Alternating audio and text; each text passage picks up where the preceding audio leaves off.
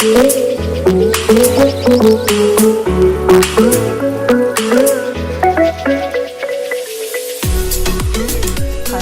it's a little bit late. I had some issues with my internet. I just had the NBN hooked up, so it hasn't quite configured properly, so hotspotting at the moment. Mentioned that I was going to talk tonight about the differences between the way men and women communicate.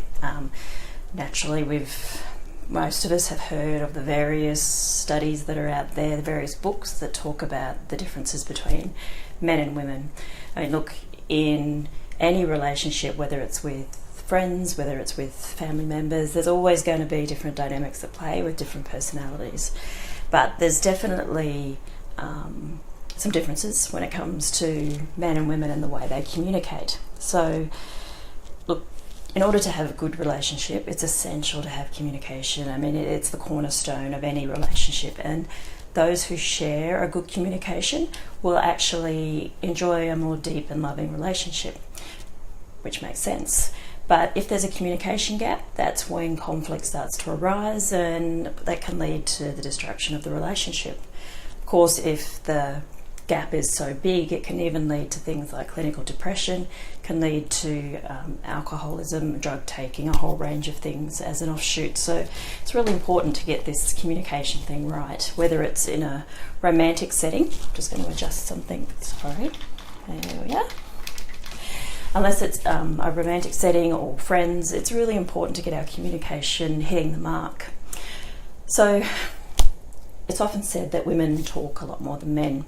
There's a whole range of studies out there over the last couple of decades. And look, while some say that yes, women will talk twice as much as men, there's just as many studies saying that that's not actually the case. It actually has a lot more to do with the content or the intent behind what's being said. So men and women approach communication from a very different perspective. They have a very different purpose in communicating. So women may come across to men sometimes like they're speaking in tongues, I'm sure, as a woman probably thinks that the last thing her partner said to her was, "What's for dinner?" So it can be just as frustrating on both sides of the coin. One isn't better than the other, one isn't worse, one isn't right and one isn't wrong. So psychological studies confirm that, there's this innate thing within women.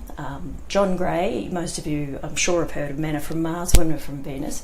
He's very famous for talking about this biological difference between men and women. And this comes down to a hormone called oxytocin, which John Gray uses the phrase as the we hormone, as in W-E, so as in connectedness. So this is why women like to talk things out. They like to have detail. They like to really drill down through things. Now, of course, not all men, I'm making a generalisation here, but there are certain patterns between men and women. So men have a tendency to be very specific in their communication. They have intent. There's a problem that needs solving. There's an attitude that needs to be expressed. It's just, how do I say? It's informative. It's practical. Men will talk about sport and things like that, but it's still got that intent of being informative and practical, something logical. Whereas women will tend to talk about feelings, relationships. They go into a lot more depth as far as, the emotion behind things. There's also, that belief that women naturally have a tendency to be expressive, better at English, better at verbal skills, and men better at maths. And look, that's just not the case. Back in 1988, there was a huge study done looking at 165 different studies by Hyde and his colleagues, and they looked at all the various studies that had been done. There was no clear evidence to say that women are more skilled when it comes to speaking or writing with grammar, and boys aren't any more skilled with maths. So, all of that difference there is quite meaningless, as I've found now. Whereas when we talk about John Gray and Men Are From Mars and Women Are From Venus, he did a study recently with another lady by the name of Barbara Ennis. Now, Barbara Ennis is, what does she do? She's sort of a gender intelligence specialist. So they did interviews with about 100,000 male and female workers. So a lot of this can be, overflowed into personal life, but this is more relevant in the workplace, but you'll see the similarities.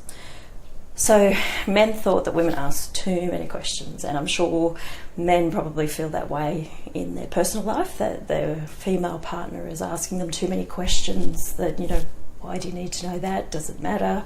I don't know. I don't know what I'm thinking. I don't know how I feel, is usually a response. Now, 72% of men felt that the questions in the boardroom slowed everything down, like it just made decisions take longer. It, made them feel like the women were actually being a bit controlling and a bit hypercritical. But the women, funnily enough, they actually thought that their questions were the most value that they added to the discussion, so that the questions helped to ignite discussion. It embraced other people within the room. It allowed them to have a say, and it helped them arrive at a better solution, or the best possible outcome. So even just looking at that facet, where a woman's interpretation of her asking questions is actually designed to be assisting the whole process, whereas when men feel like they're being questioned, they sometimes feel that it's slowing the process down. So simply having an understanding of that different perspective and the value that's placed on questions can really aid the communication process. Another thing that women had in this study, there was 50% of women felt like they weren't included in social circumstances. So that could be at a dinner, social function, in the boardroom. They felt excluded from a lot of the discussions. Whereas when men were surveyed, around about 90% actually said that they thought there was equality, that the women were included. So an example of this might be in a meeting. So ideas are bouncing off. People are talking over top of each other.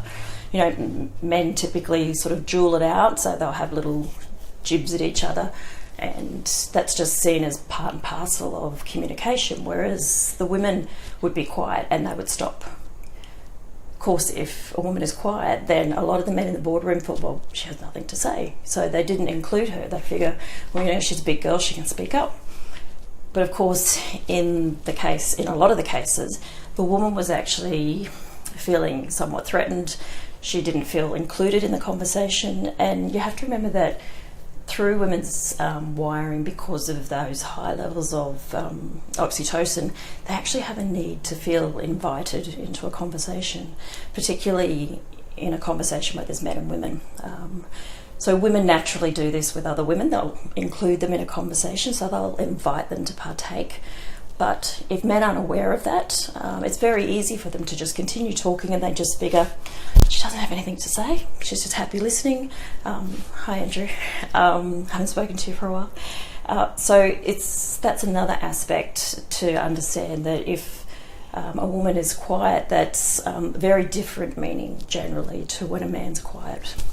So on that flip side, when a man's sitting there quiet, often a female will think, oh my God, what's wrong? He's quiet, he's gone cold, something's wrong. That's why they often ask, what are you thinking? What are you feeling? Because when a group of women sit around and they see someone being quiet, they're trying to guess what that person's thinking. They're reading their body language. They're very into looking at all the non-verbals. It's not to say men don't do this, but men typically don't show as many facial expressions, so they tend to mask what they're feeling, I guess. They're not as expressive with their face. So this is why women naturally are used to doing this. And so when a man's quiet and she can't read what's going on, that's why she starts to ask so many questions. When it comes to acknowledgement in the workplace, back to this study with Gray and Annis, men like to receive individual praise. So they like to be the star of the show. They like the accolades. And again, this comes back to the social setting as well. Because men have a much higher level of testosterone, this is what drives that wanting to be the star. For women though, if you hear a woman congratulated at a job well done, quite often they'll talk about their colleagues who helped them out. It was, a team effort. And this is again because their high levels of oxytocin mean they want this feeling of connectedness. They want that team feeling, and that's how they feel connected, which is why then when they're talking to you and talking so expressively, they're wanting to feel that connection. That's how they bond. That's how they bond with each other. But in an intimate relationship, that's why they'll talk and they'll include you, because they want that connectedness.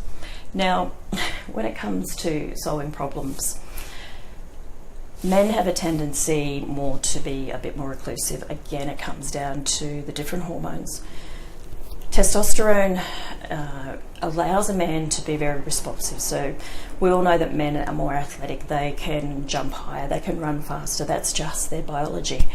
This also means that in a stress response, so if they're upset about something, when they have an anger response or any sort of stress response, their blood pressure goes up a lot quicker and it takes a lot longer to go down. I would see this myself when I was nursing. It starts very young and it continues through life. So when you have twins or triplets that are born, quite often it's the boy baby who will suffer or who will struggle. Unfortunately, it's just the part of DNA of having the Y chromosome. So in a stress response, blood pressure goes up quicker, it stays up longer.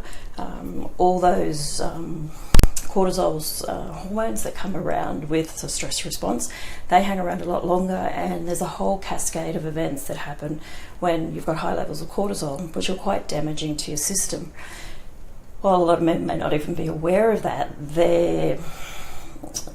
I guess their body knows that when they get angry or when they have a heightened response, it's not always easy to control it. It's sort of like you hit up here and it's a bit harder to bring it back down, so it's much easier just to keep it here. For women, because they can reach heights and come back down a lot easier, so to them it doesn't make sense that a man can't sit there and talk something out, or they can't have a bit more of an emotional response, which is why men have a tendency to pull away and have their own space so they can digest things and come up with a solution that they need. Women, on the other hand, because of that oxytocin, their stress levels knocks the oxytocin out of their system, and they need to build that up again so that they can feel connected, so that they can feel understood, but also so they can almost sound it out. Quite often a woman doesn't even know exactly how she feels in a problem situation, so she's talking to you as she would to a friend. So when she's talking to a friend, you'll often hear, if you just hear women talk when there's a problem, it's almost like they're mirroring each other or copying what the other's saying. So when she might say that, oh, this woman is so painful, like she just doesn't get me, she's just always riding me, the other woman will agree and say the same thing. Yeah, I can completely see how she's riding you. But for a man, when he's listening to that, because he doesn't like, obviously, his woman to be unhappy, but he doesn't feel comfortable in that heightened situation, he wants to fix it as quickly as he can. So it's him finding a solution. He's looking to find the fix, get her out of that state where she's not happy, where she's feeling anxious or stressed, problem solve, move on. But of course, sometimes she doesn't want the solution. Sometimes she just needs a sounding board and to be heard. When another woman is talking to another woman, it's not to say they don't give each other solutions, because they do, but the solutions are varied. So there's never just one solution, there's usually several options. And because they come up with these several options, it's because they're listening, not just to the words, they're listening to the tone, they're looking at the body language, so they're interpreting a lot of information as they're listening to the woman. And then they can read whether she's looking for a solution or whether she just needs to be listened to. For a man, because he wants that feeling gone, he wants her fixed, he wants the whole situation fixed, because for him, communication it's got a purpose, it needs to be logical. The purpose of this communication, she's upset, we need to fix it, and here's the solution. So there's a big reason why there's a clash, often between males and females when they're communicating. So, like I said earlier, the main thing is to understand that, men are very literal in the things that they say. So for any women listening, if a man says something, he says exactly what he means. There's very few men that are going to say something but have a hidden meaning. you need to learn to take them literally. And if you're in any doubt, just ask for clarification. For men, women will ask a lot of questions because quite often they're trying to elicit an understanding of how you're feeling, your values, your interests, a whole range of things. So rather than seeing it as being too controlling or too critical, I guess look at it from a different perspective, in that she's trying to find value, or she's trying to add value to the conversation. Obviously it depends what questions she's asking you, but essentially women try to facilitate better communication through asking questions and building that connection. So I think when you can have a little bit of an ability to see the perspective from somebody else's point of view, that will always aid your relationship. It'll always aid the communication that you have. So that's it for tonight. Look, thank you for jumping on. I'm melting here. It's so hot in Queensland. Can't wait to get out. If you liked it, share it out, please. And I look forward to seeing you all on Monday, and hopefully it'll be a little bit cooler. Bye-bye.